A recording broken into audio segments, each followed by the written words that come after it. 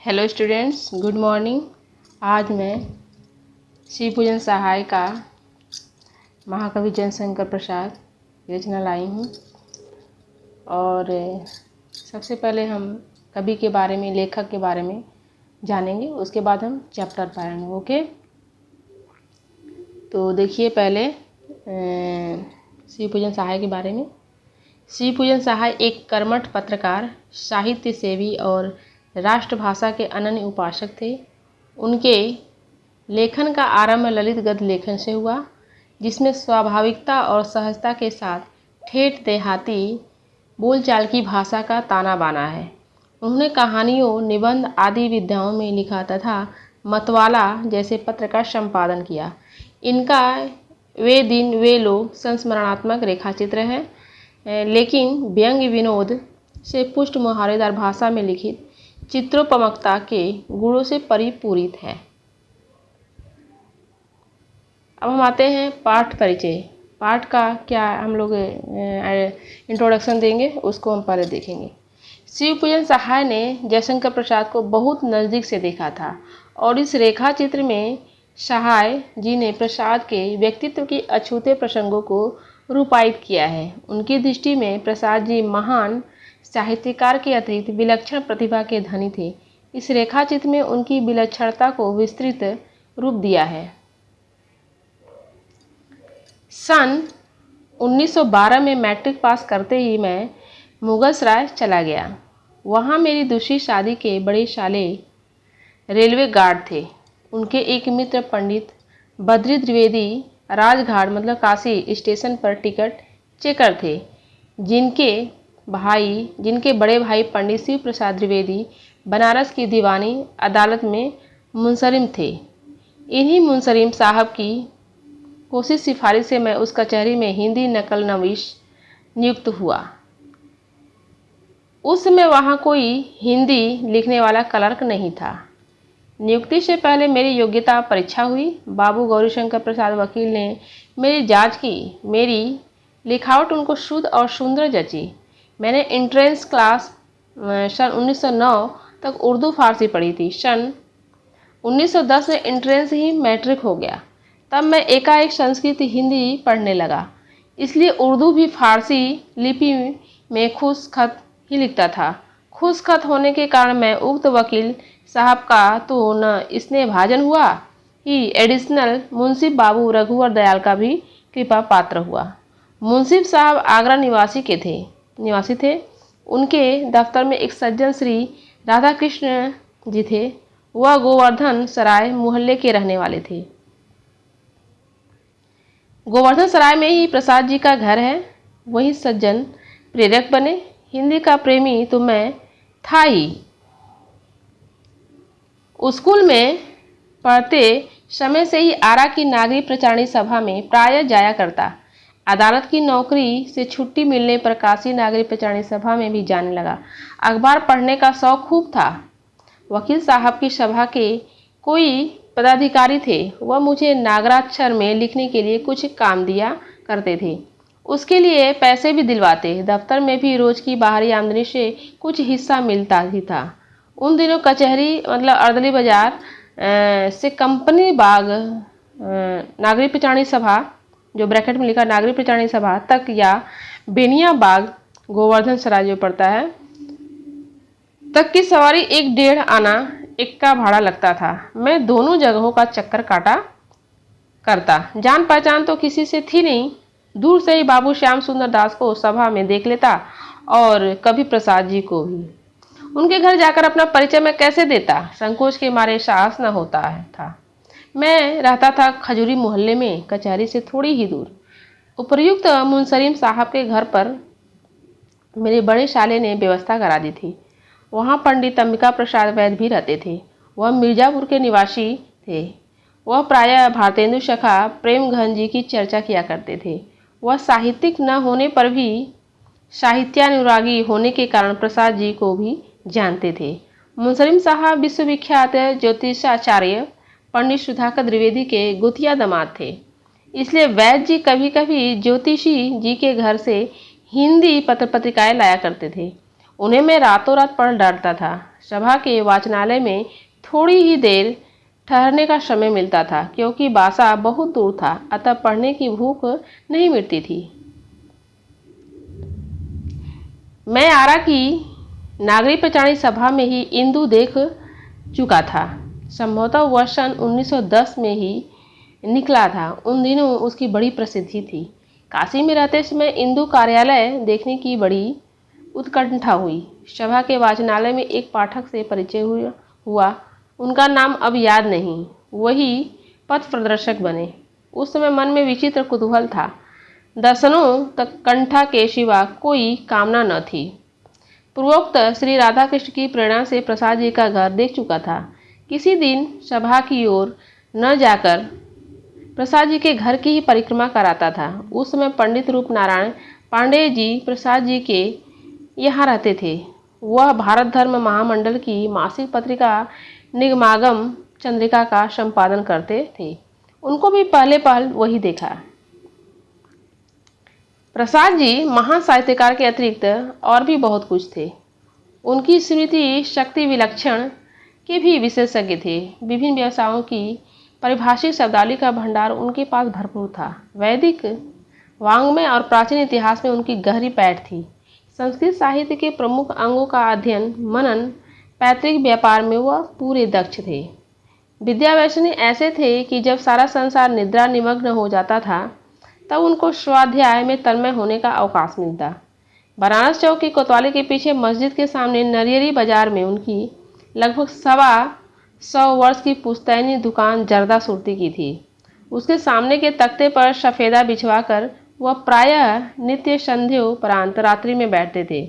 उसी पर एक कोने में पान वाला भी अपनी चंगेरी लिए बैठता था। उसके बीड़े और दुकान के जाफरानी जर्दे का दौर लगभग 10-11 बजे रात तक चलता रहता था। हिंदी साहित्य के बड़े बड़े धुरंधर महारथी वहीं आकर उनसे काव्य शास्त्र विनोदेन समय यापन करते थे। हिंदी संसार के सुप्रसिद्ध कलाविद राय कृष्णदास जी, श्री प्रेमचंद, महाकवि रत्नाकर, प्राध्यापक लाला,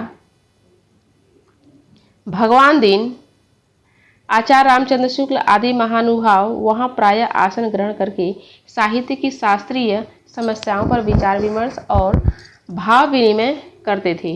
राय साहब प्राचीन भारतीय शिल्पकला और मूर्तिकला पर, लाला भगवान दी शब्दों की व्युत्पत्ति और निरुक्ति पर, रत्नाकर जी ब्रज भाषा साहित्य की बारीकियों पर, आचार्य शुक्ल जी संस्कृत साहित्य की विविध प्रवृत्तियों पर तथा प्रेमचंद जी कथा साहित्य के मनोवैज्ञानिक पक्ष पर जब बातें करने लगते थे तब प्रसाद जी की सरस्वती का मुखर होना देखकर चकित रह जाना पड़ता था।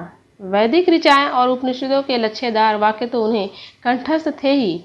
संस्कृत महाकवियों ने किस शब्द का कहाँ किस अर्थ में कैसा चमत्कारपूर्ण प्रयोग किया है, इसको भी वह सोदाहरण उपस्थित करते चलते थे। शालिहोत्र और आयुर्वेद शास्त्रों के महत्वपूर्ण प्रकरणों पर उनके प्रवचन सुनने से उनके विस्तृत ज्ञान पर आश्चर्य होता था। हाथी, घोड़ा, गाय आदि के लक्षणों की परख और उनके स्वामियों पर उनके शुभाशुभ लक्षणों के अनिवार्य प्रभाव का वर्णन उनसे सुनने पर एक अत्यंत रोचक और विस्मयकारी प्रसंग उपस्थित हो जाता था। इसी प्रकार हीरा, मोती, मूंगा आदि रत्नों के गुण दोषों के प्रभाव का वर्णन भी शास्त्रीय प्रमाणों के साथ करते थे। द्विषयक ग्रंथों के मौखिक उदाहरण सुनकर उनकी स्मरण शक्ति की प्रखरता पर बड़ा कुतूहल होता था। प्रसाद जी हलवाई वैश्य थे। अपने हाथों ही स्वादिष्ट भोजन बनाते थे। भोज आदि में यदि 100 अतिथियों को भोजन कराना है तो बादाम और पिस्ते की बर्फी बनवाने में कितना मेवा और मावा लगेगा, कितनी चीनी और केसर इलायची पड़ेगी, इसका चिट्ठा भी तैयार करा देते थे। और जबाने ही बोलकर कितनी चीनी और केसर इलायची पड़ेगी, इसका चिट्ठा भी तैयार करा देते थे। और एक ही बार हो गया, 2 बार। इसी तरह और मिठाइयों के सामान की मिकदार बतला देते थे। भूटानी सौदागर जब शिलाजीत, पहाड़ी शहद, कस्तूरी आदि बेचने आते थे तब उनकी चीज़ों की परीक्षा करने में अद्भुत कौशल का परिचय देते थे। भंग बूटी तो स्वयं बहुत अच्छी बनाते और मित्रों को पिलाते थे। अपने घरेलू व्यवसाय के लिए जर्दा, किमाम, इत्र आदि भी अपनी देखरेख में बनवाते थे। अधिकतर देशी रजवाड़े और जमींदार रईसी उनके बंधे ग्राहक थे। किमाम और इत्र के तैयार होने पर छोटी सी शीशी में अंत रंगी मित्रों को प्रेमोपहार भी दिया करते थे। जाड़े में जो मुस्क, अंबर, कस्तूरी का इत्र बनाते थे, वह लिहाफ में लगने पर पूस माह के जाड़े में भी पसीना पैदा करके अपना कमाल दिखाता था। उत्तम श्रेणी का किमाम भी वैसा ही जौहर दिखाता था। बीड़े पर सिंक से उसकी लकीर खींच देने से जाड़े की रात में भी ललाट पर पसीना आ जाता था और गर्म पोशाक उतार देनी पड़ती थी। काठौ सदियों और जड़ी बूटियों के गुणों को बखानते समय वैदिक ग्रंथों के श्लोक कहने लगते थे तो वैदराज ही प्रतीत होते थे। जयशंकर प्रसाद वैदराज भी हो गए हैं। जब उसकी बात करते थे तो पूरा ज्ञान था वैद के बारे में। बनारस के पुराने रईसों, पंडितों, नर्तकों, लावनी बाजों, गुंडों, गायिकाओं और फक्कड़ों की बहुत सी अद्भुत कहानियां सुनाया करते थे, जो मनोरंजक होने के साथ साथ शिक्षाप्रद भी होती थी और जिनसे पता चलता था कि उस अतीत युग के गुणी और कलावंत कितने उदार और निष्ठावान होते थे। रईसों की गरीब निवाजी, पंडितों का स्वाभिमान, नर्तकों की नृत्य निपुणता, लावनीबाजों की रचना चातुरी उनसे सुनकर उस युग का दृश्य मनस्चक्षुओं के सामने आ जाता था। मासिक हंस का जो काशी अंक निकला था, उसमें उनके लिखवाए हुए कई ऐसे लेख छपे थे। उनके अभिन्न मित्रों में भारत कला भवन के जन्मदाता श्री राय कृष्ण दास जी के पास भी पुराने संस्मरणों का खजाना है, परंतु राय साहब से लेकर उसे साहित्य भंडार से संचित करने वाला कोई नहीं है। प्रसाद जी अपनी जवानी में कुश्ती भी लड़ चुके थे। उनका कसरती शरीर बड़ा गठीला था। उन्होंने मल्ल विद्या का भी अध्ययन किया था। पहलवानों के अजीब किस्से तो सुनाते ही थे। दांव पेंच के बहुतेरे नाम भी उन्हें याद थे। कई व्यापार क्षेत्रों के दलालों की बोली में कैसे कैसे विचित्र अर्थबोधक शब्द और उनका रूप कितनी सावधानी से गढ़ा गया है, यह भी वह बतलाते थे। सुनारों और मल्लाहों की बोली के रहस्य भी वह जानते थे। खेद है कि उस समय उनकी बातचीत का महत्व ध्यान में नहीं आया। विशिष्ट व्यक्तियों के जीवन की दिनचर्या लिखते चलने का काम साहित्य की समृद्धि के लिए किया जाना चाहिए। यदि प्रसाद जी की बातें उस समय आंक ली गई होती तो आज वे साहित्य की अमूल्य संपत्ति समझी जाती, किंतु उनके जीवन काल में ही उनका उत्कर्ष बहुतों को असह्य हो गया था। उनकी रचनाओं की कटु से कटु आलोचना होती रही, पर उन्होंने कभी उस पर ध्यान नहीं दिया। वह स्वांत सुखाय लिखते थे, अर्थ या यश की कामना से नहीं। मतलब उनकी उन्नति से लोग खुश नहीं थे, चिढ़ते थे और इसीलिए उनकी रचनाओं की बहुत ही आलोचना होती थी। और जयशंकर प्रसाद ने कभी भी पैसे के लिए नहीं लिखा है और नहीं यश के लिखा है। जिससे सबको सुख मिले वही लिखा है।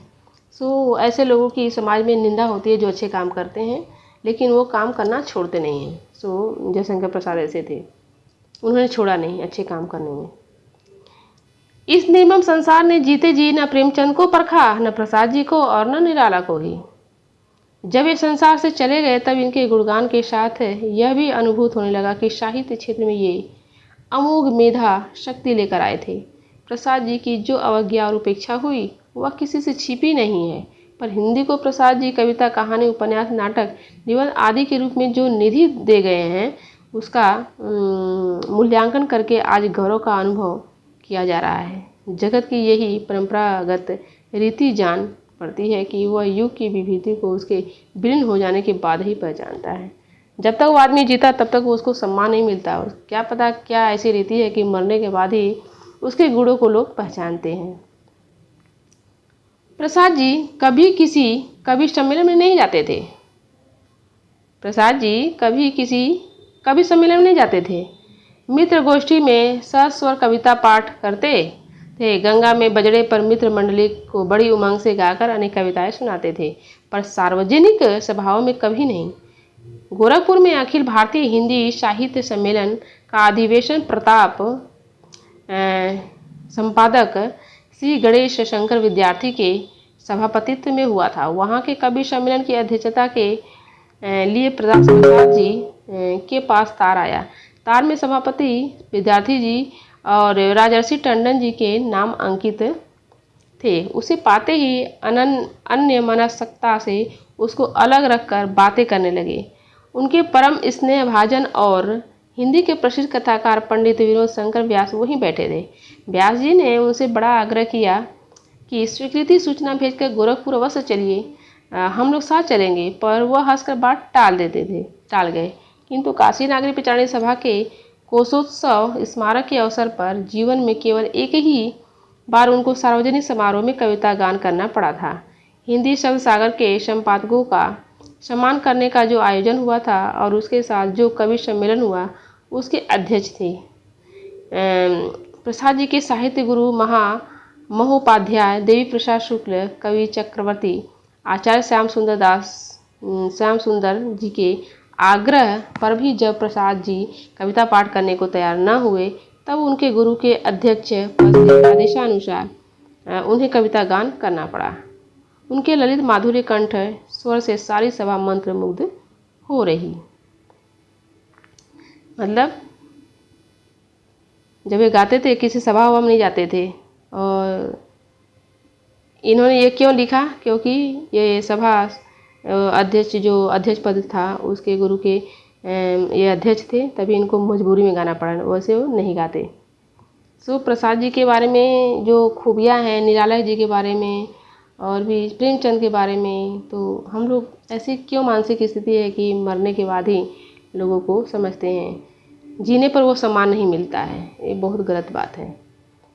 सो हम लोग को समझना चाहिए कि जो अच्छा काम कर रहा है उसके जूते जी उसको वो चीज़ मिले, लेकिन दुर्भाग्य है कि नहीं मिलता है।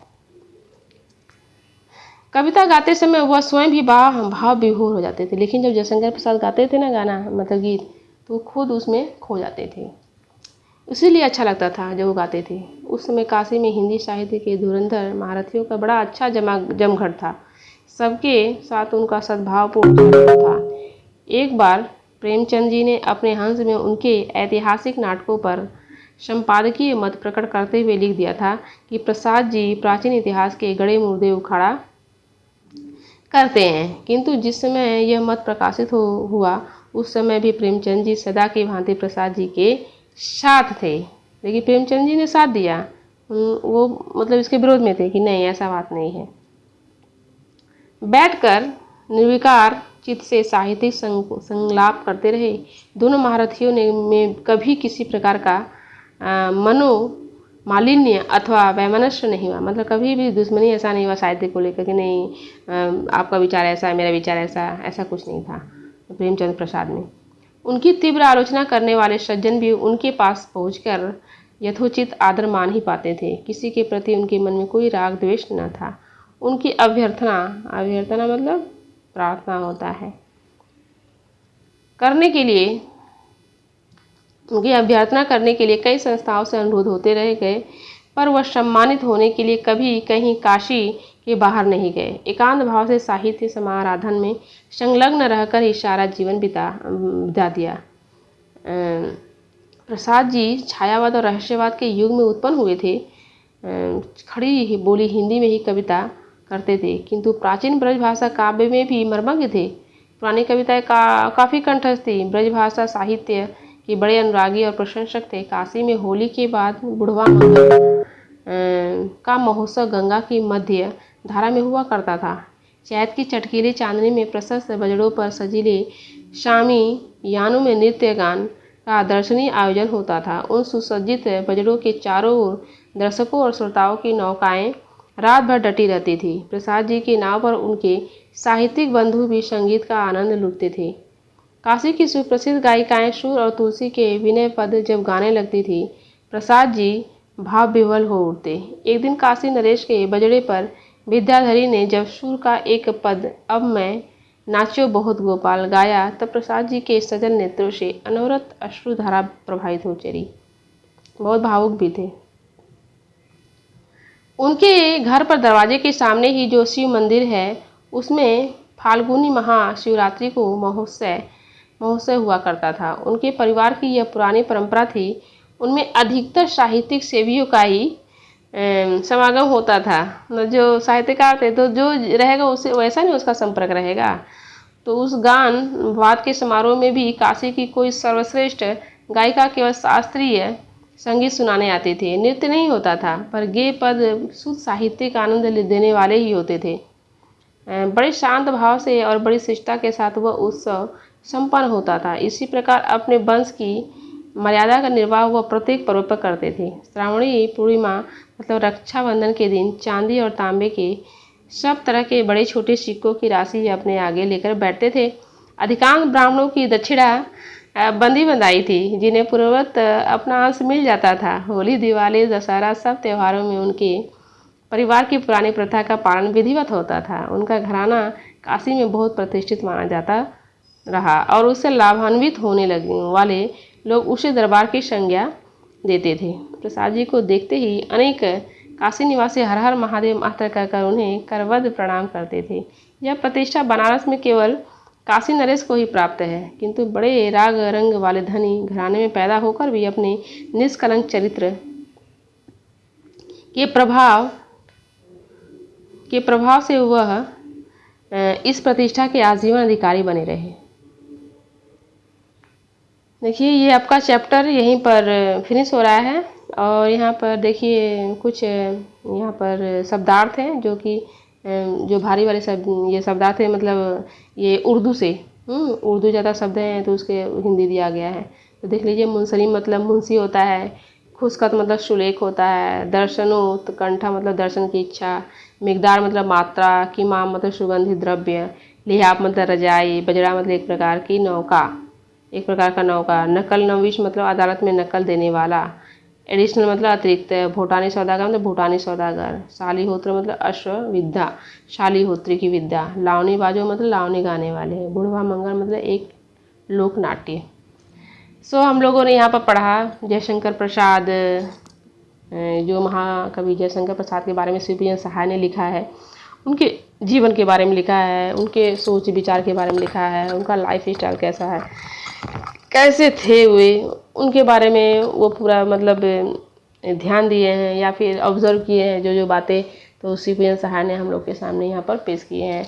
और बहुत हद तक हम लोग उनके व्यक्तित्व के बारे में जाने ये चैप्टर पढ़ने के बाद कि जयशंकर प्रसाद कैसे व्यक्ति थे। बहुत ही मज़ेदार व्यक्ति। सबसे अच्छा मुझे ये लगा कि साहित्य प्रेमी तो थे ही, लेकिन खाने में भी कम नहीं थे, खाने पीने में भी बहुत आगे थे। और मतलब पेशे से वे वैश्य जो हलवाई होता है, जैसे बोला जाता है ना कि साव में बनिया में ये लोग काम करते हैं, हलवाई लड़का, चाहे ये दुकान करते हैं, तो उस टाइप के थे। तो हलवाई थे, तो अगर घर पर कुछ बनता होता था तो उसमें भी ये बता देते थे कि ये चीज़ डालोगे तो अच्छा हो जाएगा। तो चूँकि वो हलवाई थे ही, वो लोग मतलब उनका कारोबार था, परंपरा था, तो वे मतलब साहित्यकार तो थे ही, लेकिन उसके साथ साथ तो जो परंपरा उनके घर की होती थी वंश की, उसको भी निभाते थे। ऐसा नहीं है कि वो साहित्यकार हो गए तो ये सारे छोड़ दो, ये सब ऐसी बात नहीं थी। वो सब कुछ एक आम आदमी जैसे करता है वैसे ही करते थे। और यही सबसे बड़ी मतलब क्या, यही बड़प्पन है कि बड़ा होने का कोई अगर आपके मतलब कोई सिंबल नहीं है तो वो सबसे बड़ी महानता है।